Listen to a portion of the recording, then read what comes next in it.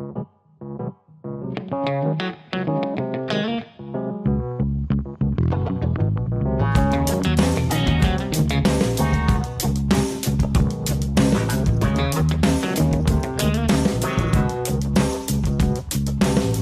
guy, welcome back to TV Spoilers. Sharon Newman had always believed she understood Nick better than anyone else who understood the silences he carried, the obsessions he tried to hide behind that familiar calm, and the quiet way he often convinced himself that sacrifice was for the family. But this time, what Sharon felt in the air was no longer a temporary stretch of stress or a harmless secret. It was something colder, heavier, as if a thin fog had settled over their home and drained the oxygen from every ordinary moment. Conversations that used to flow now felt forced. Smiles looked rehearsed. And Nick's ice-toes eyes Sharon had trusted for so long kept sliding away from her, like he was dodging something burning inside him. Sharon began noticing the smallest shifts, the kind only a woman who had lived beside him long enough could see. He disappeared at unreasonable hours. He stepped out of the room whenever his phone buzzed. And whenever he returned, there was a tightness in his face that didn't belong to exhaustion from work. It looked like the aftermath of a war he didn't want anyone to know existed.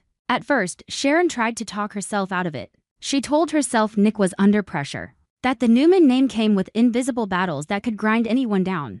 But the unease refused to fade. It only grew stronger every time Nick tilted his phone away. Every time he answered her questions with clipped sentences like he was afraid of slipping. Every time Sharon caught a brief flash of fear in his eyes before he forced it back down. This was no longer about stress. It was pattern. It was intention. It was a man living two lives inside the same house. And Sharon could feel herself being locked out of one of them. Instead of confronting him right away, Sharon chose silence in it because she was weak. But because she knew Nick's instincts too well. When cornered, he defended. He minimized. He rearranged the truth until it became fragments, then made her doubt her own instincts. Sharon had learned that lesson too many times in Genoa City. So she watched. She listened. She became a shadow in her own marriage, not because she wanted control, but because she needed proof that reality hadn't started slipping away. She memorized his schedule. She measured the hours he vanished. She tracked the routes he chose when he thought no one was paying attention. And the deeper she looked, the clearer it became that Nick was meeting semi-inequitably, carefully, in places that didn't fit the life he claimed he was living. Every time he left with a vague excuse and returned later with cold air clinging to his clothes. Sharon felt that same tightening in her chest. Nick wasn't just hiding something. He was moving inside a plan. The cruelest part wasn't even the suspicion itself. It was what it turned Sharon into. She hated the feeling of having to watch the man she loved like he was a stranger. She hated the reason she had to do it. Their trust had survived so much old betrayals, buried secrets, the Newman family's endless storms. Decisions that were always justified as necessary and always left scars on the people who stayed behind. Sharon had been the one who rebuilt, the one who forgave, the one who kept choosing love even when it meant stepping into the dark. But this time felt different. This time, Sharon sensed Nick wasn't simply keeping a personal secret. He was running towards something dangerous, something big enough to pull the ground out from beneath them if she didn't reach the truth first. The truth didn't reveal itself in a dramatic explosion. It arrived the way fate always worked in Sharon's life, quietly, accidentally, at the worst possible moment. One night, Nick stepped out to take a call, moving too fast, too tense. As if the conversation could destroy him if Sharon heard even a second of it. When he left the room, his laptop was still open. Sharon told herself she wouldn't touch it. She told herself she would walk away. Then her eyes landed on a name that didn't belong there. A name that hit her chest like a sudden drop in altitude. Matt Clark. It wasn't a name Nick had mentioned recently. It wasn't part of any story Sharon knew. It didn't belong to any clean, public plan. It sat on the screen like a stains mole, but impossible to ignore. Sharon froze. Just that name alone felt like a warning sign, like a door marked "Do Not Enter." And yet it was also the one thing strong enough to pull her forward. Because Sharon understood instantly that if Nick was involved with anything tied to Matt, it could never be harmless. She didn't dig deep like a thief. She didn't scroll for entertainment. She only looked long enough for the pieces to lodge into her Minden unfinished message. A document that looked like it had been saved in a hurry, a phrase repeated like a signal. Sharon could feel the skeleton of a plan underneath it, timing, locations, coordination, secrecy. She could sense Nick's fingerprints all over it. The way he tried to wrap something reckless in the language of safety so he could convince himself it was justified. That was what frightened Sharon most, not just that Nick was doing something questionable, but that he had already built a story in his own mind to make it feel like the right thing.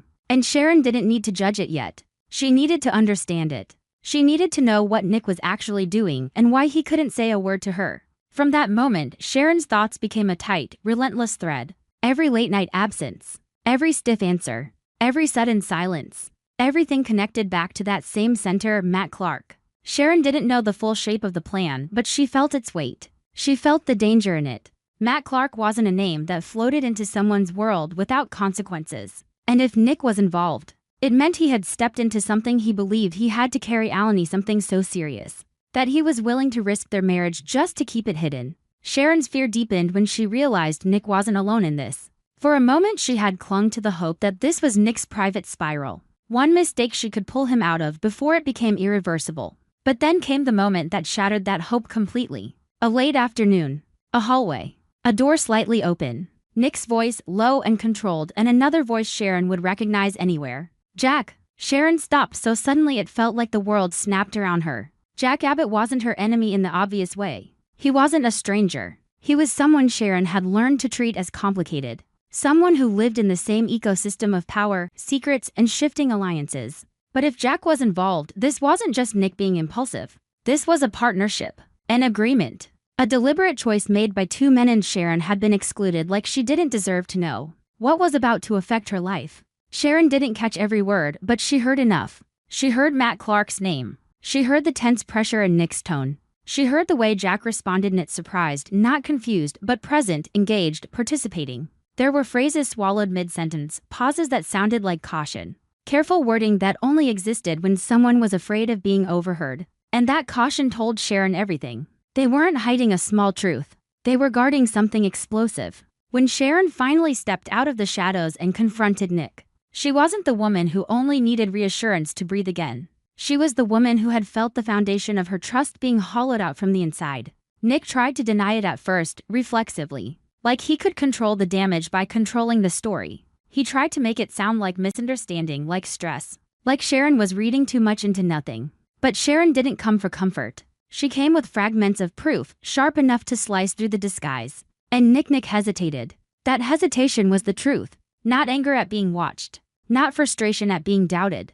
Fear. Fear because he had been caught. Fear because he knew he couldn't pretend anymore. Sharon's pain didn't explode into loud rage. It sank, heavy and silent, like a stone dropping straight into her chest. She felt betrayed in the worst way, not only because Nick was doing something shady, but because Nick had decided Sharon didn't get a vote. He had decided what she was allowed to know and what she was not. As if her love was an obstacle to work around instead of a bond to stand on. Sharon had weathered the Newman storms before. She had understood pressure, danger, and the ugly logic of survival in Genoa City. But this was different. This involved Matt Clark. This was a plan that could destroy reputations, safety, and everything around them. And Nick had still chosen silence. He had treated Sharon like the last person who mattered. The betrayal cut even deeper when Sharon thought of Jack. Nick was her husband, his deception was a wound to her heart. But Jack's involvement was something else. Sharon had always believed there were lines Jack might not cross. That there was a kind of principle underneath his choices even when he made mistakes. Knowing he had chosen secrecy over honesty, knowing he had stood beside Nick in a hidden strategy, made Sharon feel surrounded by men who believed they had the right to decide what was necessary. Sharon's emotions, Sharon's safety. Sharon's voice, those were things they had evidently already accepted as collateral. Sharon didn't beg for an explanation. She didn't plead. She chose silence again, but this time it wasn't patience. It was survival. She made a decision in the pit of her stomach. Cold and unshakable, she would uncover the whole truth herself. No Nick. No Jack. No promises that could be twisted into excuses. Sharon needed to know what Matt Clark really meant in this story. She needed to know what Nick was planning to do.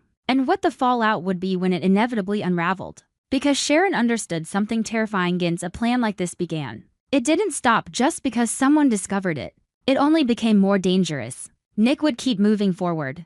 But now he would also be forced to protect himself from Sharon's suspicion. And that meant he could become even more reckless. That night Sharon didn't sleep. She lay in the dark listening to Nick's breathing. And it sounded like a stranger's rhythm beside her. She remembered every time she had forgiven him. Every time she had convinced herself love was a choice, family was a choice. Trust was a leap you kept making even when your feet shook.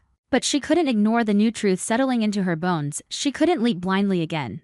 Not this time. Not when the secret carried a name like Matt Clark. Not when the silence felt sharp enough to cut. Before dawn, Sharon got out of bed. The house was still, but her mind wasn't. She moved quietly, with the kind of focus she usually only found when her life was on the verge of breaking. She wouldn't let Nick and Jack decide her fate through whispered meetings and hidden files. She wouldn't let Matt Clark remain a blade hanging over her head while she waited for it to fall. Sharon began building her own investigation not as revenge, but as protection because she had finally understood that the truth Nick refused to share was already shaping her life without her consent. And when Sharon picked up her phone to organize the few clues she had, she realized something that made her blood turn colder than the night air. What she saw might only be the surface. Whatever Nick and Jack were doing, it had likely gone further than she could imagine. Far enough that if Sharon took one more step, she wouldn't just uncover their secret, she might trigger something that could ignite all of Genoa City. And just as Sharon reached for the one person she believed could lead her to the next clue, a new notification flashed across her screen from an unknown number, only a few words long, but heavy with warning, as if someone had been watching her far longer than she realized.